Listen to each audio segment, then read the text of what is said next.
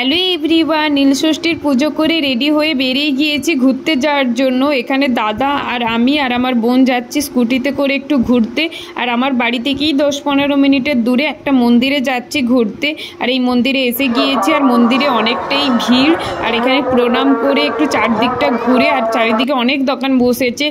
তো আমার যেটা চোখে পড়লো ইয়াররিংসের দোকান, ওখান থেকে বেরিয়ে আইসক্রিম কিনলাম 3টে আইসক্রিম খেতে খেতে বেরিয়ে গেলাম পুরো মেলা থেকে বাইরে।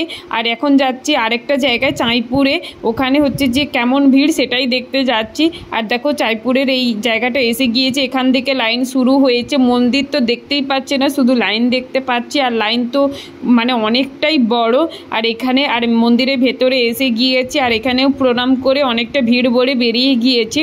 এখন যাচ্ছি আমরা দুজনে বাড়ি, আর দাদা স্কুটি চালাচ্ছে, আর আমরা দুজন বসে বসে একটু গল্প মজা করছিলাম। আর এখানেই ব্লগটা এন্ড করব। দেখা হচ্ছে নেক্সট মিনি ব্লগে।